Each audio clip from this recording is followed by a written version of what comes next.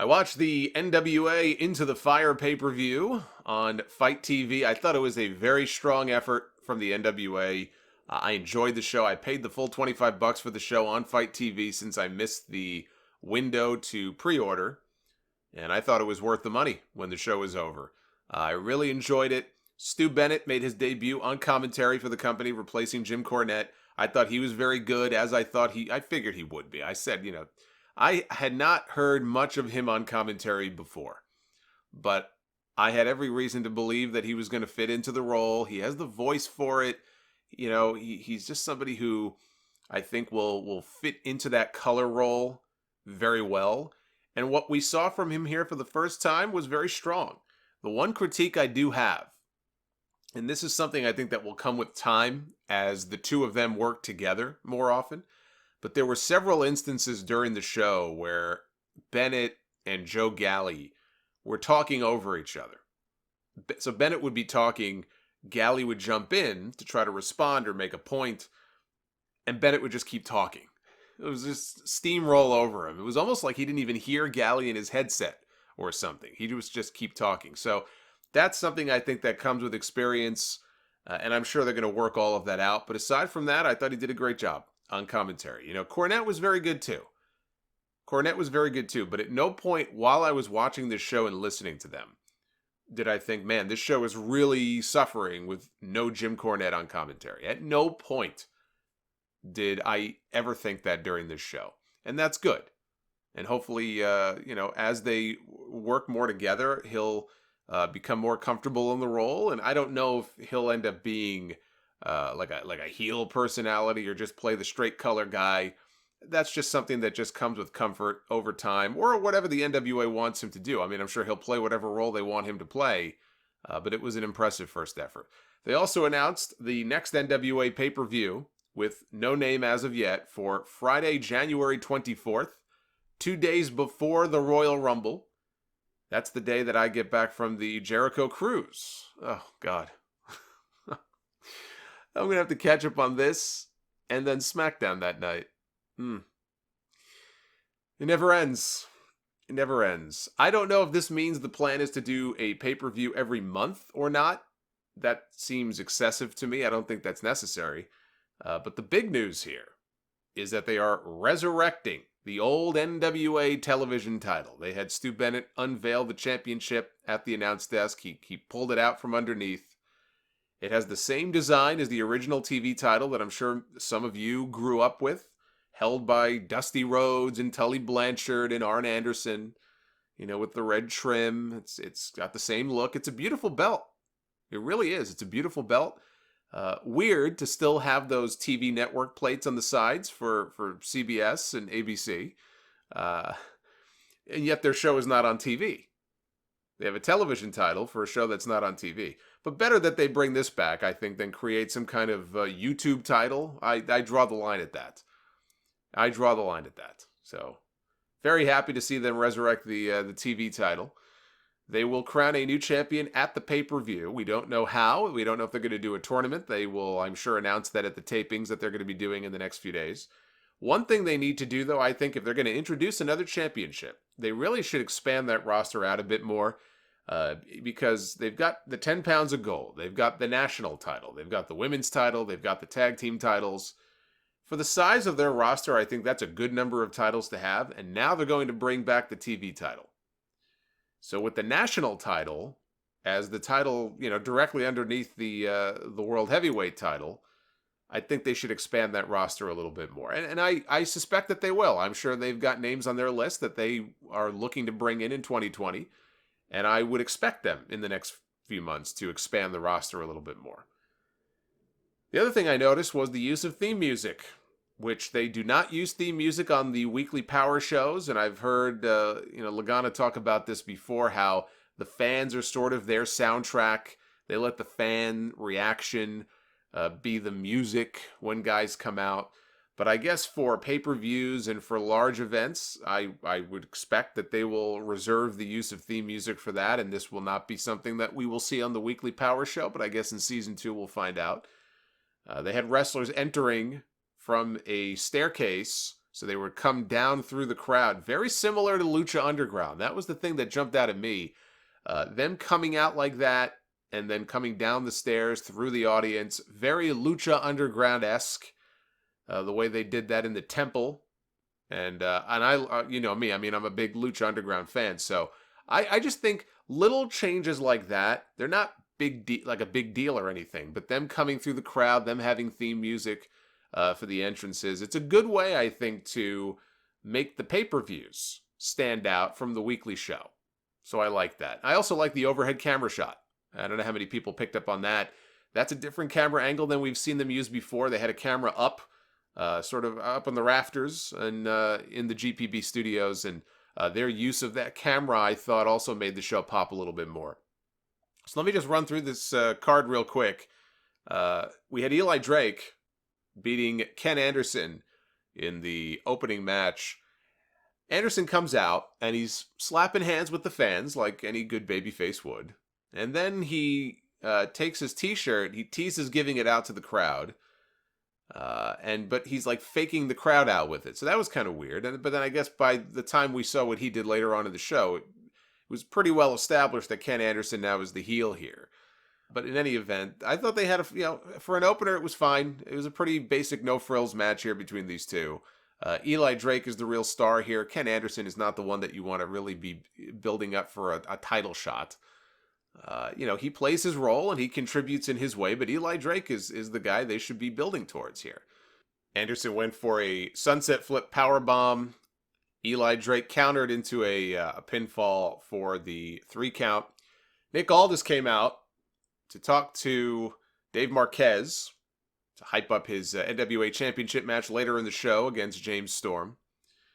And, this was a very good babyface promo here from the champion, and really hyping up that title match later on. He said, look, that voice, his voice, James Storm's voice, managed to turn into a whole bunch of different voices that have resurrected the NWA from the abyss, basically. People thought that the NWA was dead and buried, but it's very much alive and well.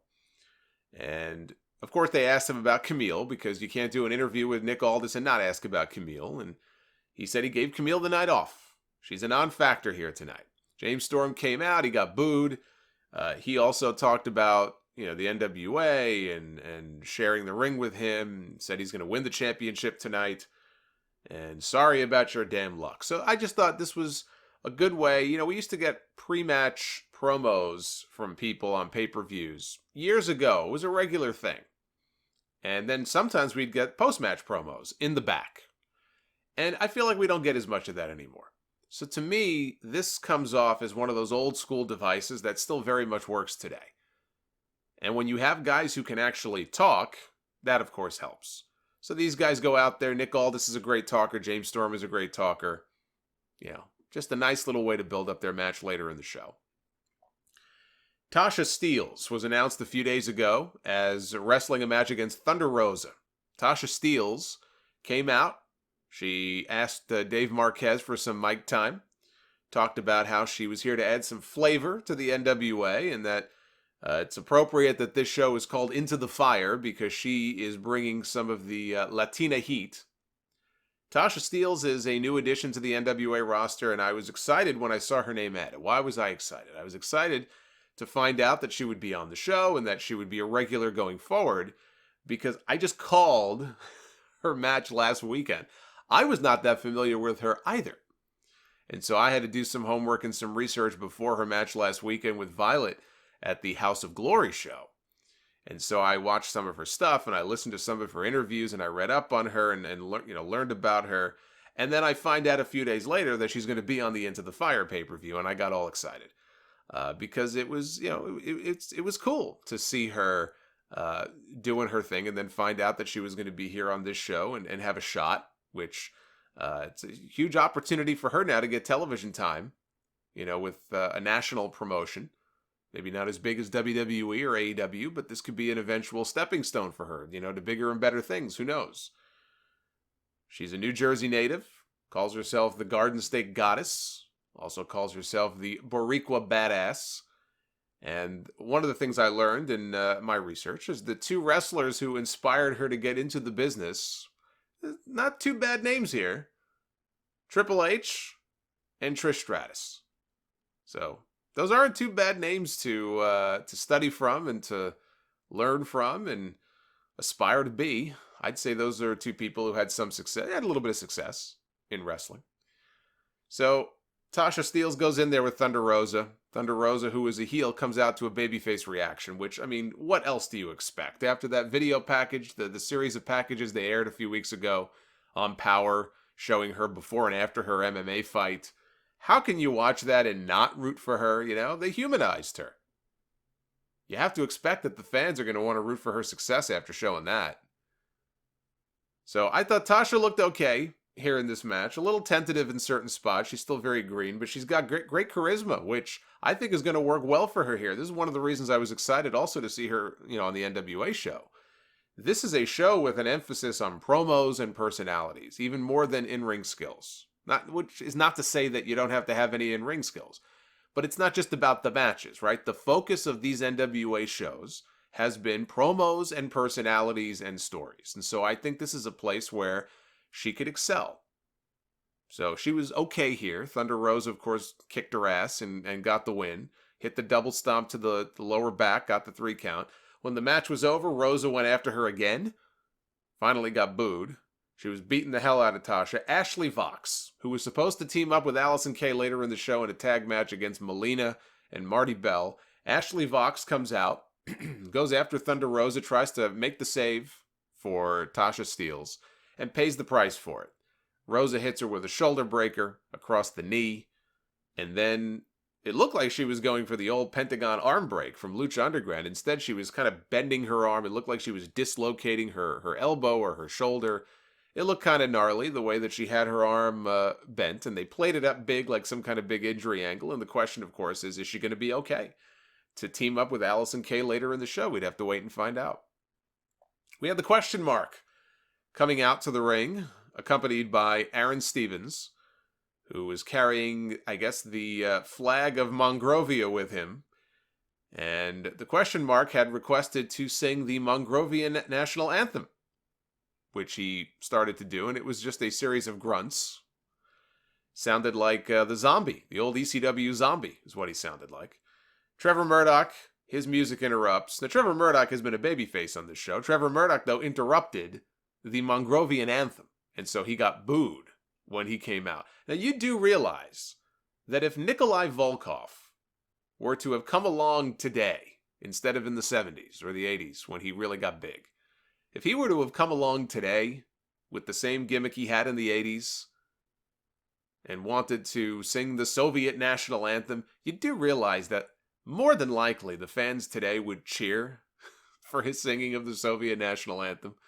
I mean, I guess they booed Rusev when he did that stuff with Bulgaria, so I guess it just depends what kind of audience you're wrestling in front of. But I feel like if Nikolai Volkov came along today and said, "Please be quiet while I sing the Russian national anthem," there's at least a pretty good chance that the fans would actually cheer for him, and he would somehow get over as a babyface. They would cheer, they would root for the Soviets, these people. Times are very different today. The question mark had his match with Trevor Murdoch. Question mark was as over as anybody on this show. He hit a drop kick at one point, not a very good one, but he hit a drop kick from the middle rope. Murdoch got his feet on the ropes when he had gone for the pin. So Murdoch goes to the top rope and he reaches and he tries to grab hold of the Mongrovian flag. And this infuriated the crowd. This infuriated the question mark. These people could not believe that he would go after and throw down on the ground the Mongrovian flag. And so question mark hit the Mongrovian spike to the throat, double spike. He had hit the single spike earlier and Murdoch kicked out, but he hit the double spike, got the pin, and so the question mark wins. We got the Rock and Roll Express, came out for a very brief promo. They were accompanied, this was before their title defense, they came to talk to Dave Marquez. They were escorted out by Homicide and Hernandez, by Homicide and Eddie Kingston. This is a combo I never in my life thought I would see. The Rock and Roll Express coming on out, arm in arm, shoulder to shoulder with their backup as Eddie Kingston and Homicide. I don't think you can find two more diametrically opposite tag teams, but they were allies here on this show. Now, of course, Robert Gibson, as is usually the case, said nothing. It was all Ricky Morton. Ricky Morton is an awesome promo, even now in 2019. Say what you want to as far as in-ring is concerned. You know, these guys, as old as they are. Ricky Morton, you put a microphone in his hand, he can still cut a promo better than 85% of the people I hear cutting promos on TV every week. So you want to put a microphone in his hand? By all means, go ahead. I don't care how old he is. So he came out and he cut a little promo to hype things up for the match. And, you know, they're 9-time tag team champions now, and everybody cheered. So we got the Rock and Roll Express defending their newly won NWA tag team titles against the former champions, the Wild Cards, who came out accompanied by the Dawsons, I guess to counter the presence of Eddie Kingston and Homicide at ringside. Now, part of the reason I didn't mind too much about the Rock and Roll Express winning the tag team titles, it was a feel-good moment, but I figured they're just going to drop it back to them at the pay-per-view. Not a big deal. They're not going to have them for very long. Well, I was surprised because the Rock and Roll Express retained their tag team titles. I still don't think that they're long for this world as the champions. I mean, in fact, it wouldn't shock me to find out that, they're going to drop the belts at the tapings or something. So I still don't expect them to be long-term tag team champions. But I look at the wild card, especially Latimer. Latimer is a beast. He's a big dude, big, strong dude. You know, to lose twice here to the Rock and Roll Express, 63 and 61 years old, respectively, I don't know about that. But as for the match, I thought the match was fine. It wasn't a great match, but, for what you would have expected out of these two teams, we got to see Ricky Morton do a dive through the ropes. These are the two big spots he does now. They hold the ropes open for him. He does a tope suicida. And they catch him and he's totally protected. But, he's still a 63-year-old man doing a tope through the ropes. It's impressive to watch. Not only did he do it, he landed on his feet. And then later in the match, he hit what actually was a picture-perfect Canadian Destroyer. Those are his two big spots, and why not? They get over every single time he does it. And I don't care how much they try to protect him, and it's obvious that they are, but it looks damned impressive that he's even able to physically do it. So, we got those two big spots here in the match. In the end, things broke down towards the end. The Dawsons were mixing it up outside with Homicide and Kingston. I mentioned the Canadian Destroyer that Morton hit on Latimer. And Isaacs was distracted by all of the brawling going on outside the ring. And the Rock and Roll Express hit the double drop kick and pinned Isaacs for the win. The one thing I will say, as was the case when they won the titles a few weeks ago, when it aired, I mean, it was taped many, many weeks ago. But both times they pinned Isaacs. And that's the key. Latimer is the more impressive specimen when you look at those two guys. To see Latimer have to take the pin would have been a bit much for me. But both times they made sure it was Isaacs. And I think that was by design. So I'm okay with that. But this was fun for what it was. And the fans ate it up. They loved every second of it. Ricky Morton was having the time of his life. He got back in the ring when it was over. Robert Gibson was... he looked a little tired. He was outside the ring, and then eventually he got up on the apron. But Ricky Morton, he was in the ring, and I mean, this guy, it's impressive. I will say, it's impressive, and he's out there, and he's rocking it, and he's having a blast. So Eli Drake came out. He had, I guess, showered and was already dressed. He came out for a promo with Dave Marquez, and this was actually very good. He's cutting a promo, talking about the main event and how he's kind of in the camp of James Storm. He thinks James Storm's going to win. Clearly, he wants the next shot at the championship. And he's talking himself up, and I don't care who the champion is. I'm the man here in the NWA. And he called Ken Anderson a speed bump. Ken Anderson was just a speed bump on my pathway, I guess, to the NWA title. Well, Anderson didn't like that very much. I mean, I guess if somebody called me a speed bump, I've been called worse. I've been called far worse. Wouldn't bother me, but it bothered him, and he came out and attacked Eli Drake.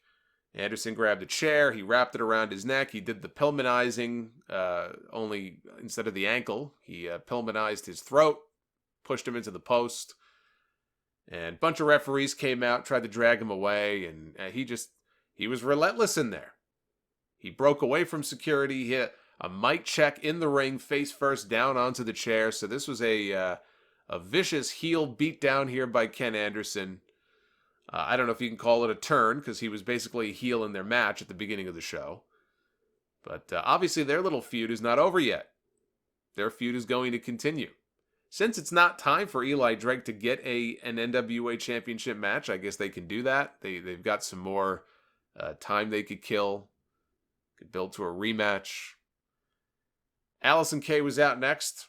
She needed a partner. Ashley Vox is hurt. She needs a partner to go up against Melina and Marty Bell. And out comes ODB with the flask in hand. There's ODB. I know her food truck burned down a few months ago. Hopefully she's back in business or what was going on. I know Mick Foley, I think, was helping try to raise money for her to get her food truck back or buy a new one. So hopefully everything's going okay with ODB. But she was her old self here. She was coming out and she was all smiles and she was, bam! And she was drinking out of her flask, and that's my ODB impression. Bam! Melina did not look great in this match. I mean, Melina looks great, but she did not look great in the ring here in this match. There was a botched DDT also that she tried that just did not come off well. And has she been wrestling on the indie? I don't even know if she's been wrestling independently in the years that she's been away. Because it sure didn't look like it. If it's been years since she's really wrestled, then it showed here. Allison Kay went for the Dude Buster on Melina, but she fought out of it. Marty hit a pedigree on Allison Kay. ODB then hit the BAM on Marty Bell, which also looked a little rough, but she got the pin. Didn't look great, but she won with it, so I guess it was good enough. I was going to say I was surprised to see the heels lose here, because I figured they would win, and that would set one of them up for a championship match against Allison Kay. But really the match is with Thunder Rosa, and Thunder Rosa was not in this match. And Melina certainly should not be wrestling for the championship, not anytime soon. So I'm fine with them losing. I think that actually made sense, since the key person wasn't really involved here. Thunder Rosa did win her match, as she should have, and that would seem to me to be the logical next step as far as the women's title is concerned, maybe at the next pay-per-view. We had Aaron Stevens with the question mark, who would get cheered every time he did his trademark pose and his grunt, and of course Aaron Stevens would be booed. The exact same dynamic, I picked up on this right away. Really what we're seeing here is a variation of the whole dynamic we got between Miz and Damien Mizdow, where the Miz would do something, or he would get on the ropes and pose and he would get booed, and then Mizdow would do something and he would be wildly cheered. The only difference is that Mizdow was mimicking everything Miz did. They're not mimicking each other here, but it's the exact same thing, only this time it's Sandow, Stevens, is in the old role that the Miz had. And the question mark now is in the role that he had as Mizdow. So that's kind of an interesting dynamic here between these two. But it was Stevens against Colt Cabana, the champion, and Ricky Starks for the national title.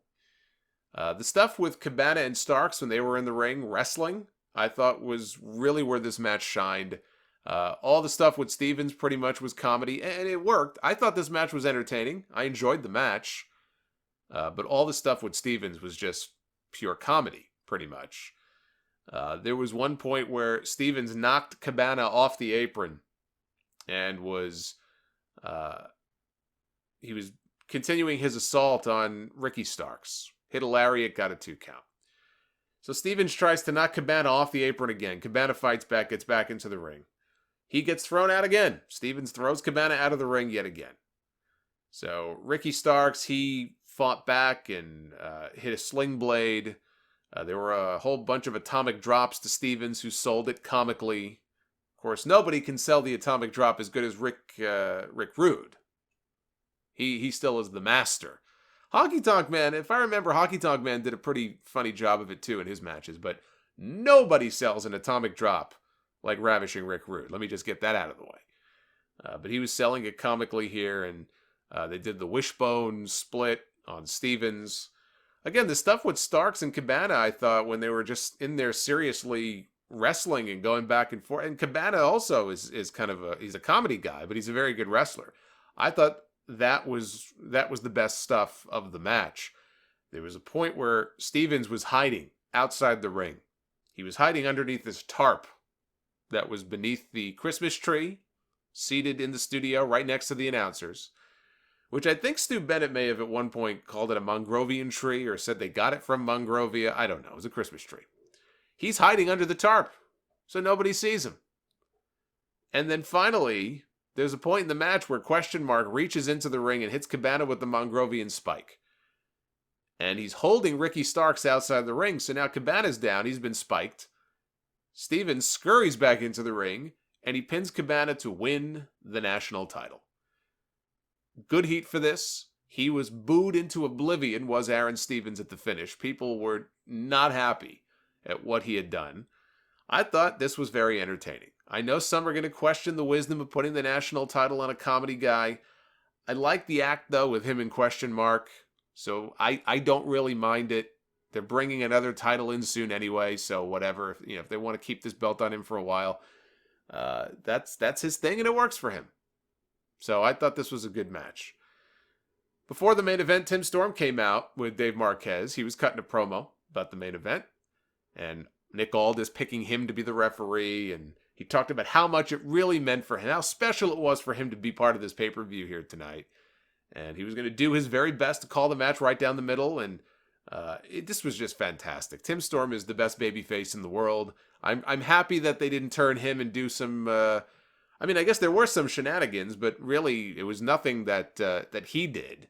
So to turn him, I think actually would have been a mistake. I mean, he's too good of a babyface and a sympathetic figure to do anything else with him. And even though the storyline is that he can never again challenge for the championship, like Cody in AEW, at some point he's going to. So there's definite potential, I think, in a comeback or like a redemption story where somehow Tim Storm manages to find a way to climb back into the title picture and maybe eventually he'll win the championship back. So that's the story that I would like to see. But he was here because Nick Aldis had hand select him to be his referee. So this is a 2 out of 3 falls match here. Nick Aldis defending against James Storm. The first fall to be officiated by the senior official of the NWA, Brian Hebner, who was handpicked by James Storm. James Storm wanted the best top official and actual referee to make sure that everything went fine in one of the falls, his fall, in this match. Nick Aldis, rather, chose Tim Storm. Thankfully, they didn't do a storyline here where we come to find out that they're related to each other because they have the same last name, and then Tim Storm screws over Nick Aldis. That funny, but they thankfully did not do that. So those were the stipulations. 2 out of 3 falls. We have the referees set. They're having their first fall. Camille walks out in the middle of this match. She doesn't say anything because she still hasn't spoken, but she just walks out, and Nick Aldis sees this and says, "What are you doing here? I gave you the night off. Get out of here." And so she turns around and she walks to the back, never to be seen again after this. But she served her purpose, which I guess was to provide the distraction, whether, wittingly or otherwise.